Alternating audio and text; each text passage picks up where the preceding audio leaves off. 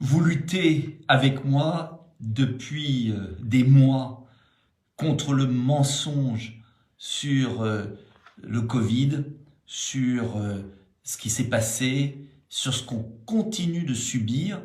Et je suis devant le portrait du général de Gaulle parce que j'ai mis sur ma carte de vœux cette phrase que j'adore de Charles de Gaulle, vous l'avez là, et je vais vous la lire. « Soyons fermes, purs et fidèles, au bout de nos peines, il y a la plus grande gloire du monde, celle des hommes qui n'ont pas cédé. » Eh bien, cette phrase, elle s'applique tout à fait à ce que nous avons vécu depuis 2 ans maintenant, c'est-à-dire notre capacité de ne pas céder. Ces soignants qui ont résisté, ces quelques hommes politiques ou femmes politiques, je le prenais au sens générique, qui se battent.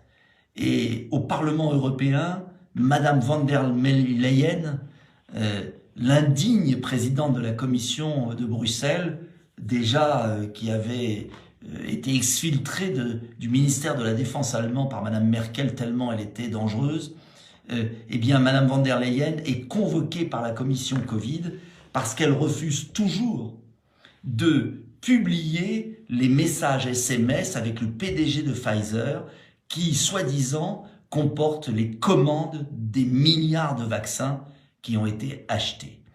Eh bien, je remercie celles et ceux qui, au Parlement européen, ne lâchent rien.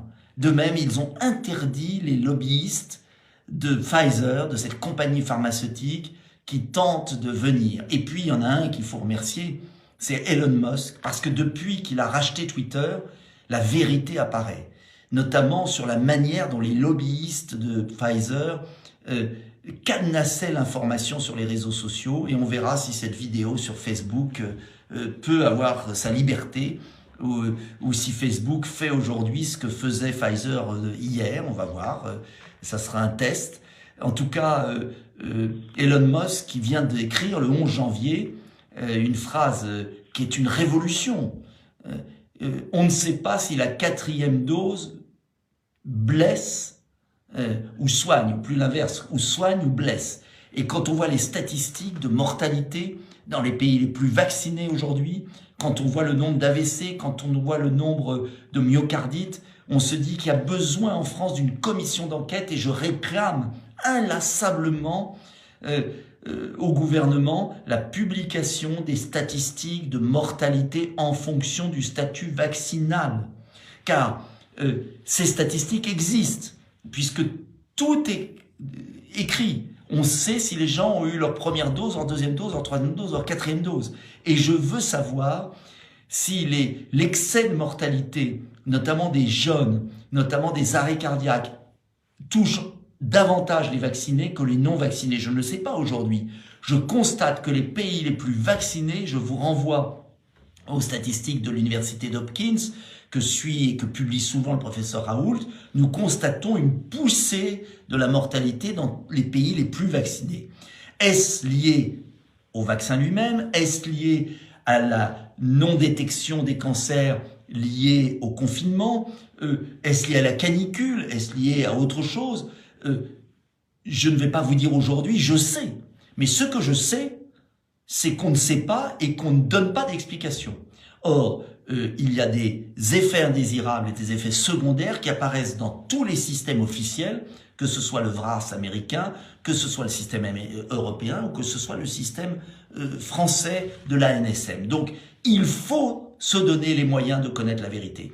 Et le fait que le Parlement européen eh bien, mettre Madame von der Leyen devant ses responsabilités, le fait qu'Elon Musk ouvre le débat, le fait que la commission d'enquête au Sénat américain ait pu conduire l'armée américaine à suspendre la vaccination anti-Covid, qui n'est pas une vaccination, qui est une injection d'une thérapie génique, a des conséquences très importantes. Alors, moi, je veux la vérité. Je me battrai jusqu'au bout avec cette célèbre phrase du général de Gaulle, je vous la répète parce qu'elle exprime tant ce qu'on ressent. Soyons fermes, purs et fidèles. Au bout de nos peines, il y a la plus grande gloire du monde, celle des hommes qui n'ont pas cédé.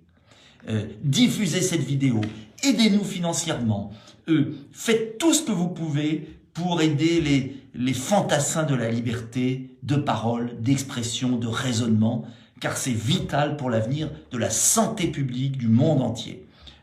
J'ai besoin de votre soutien, n'hésitez pas. Et puis il y a aussi une bonne nouvelle, que le tribunal administratif a annulé la décision de la commission de presse de retirer le statut de presse à François, au site François, et donc c'est une bonne nouvelle aussi pour tous les défenseurs de la vérité et de la liberté.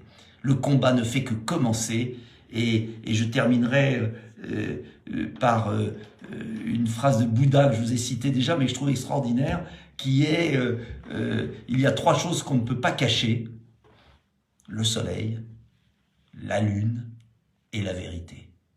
Simplement, la vérité, ça prend plus de temps que le lever de soleil ou le lever de lune. Voilà, je vous souhaite une bonne soirée et gardons espoir parce que notre combat n'a pas été vain. Merci à tous et aidez-moi.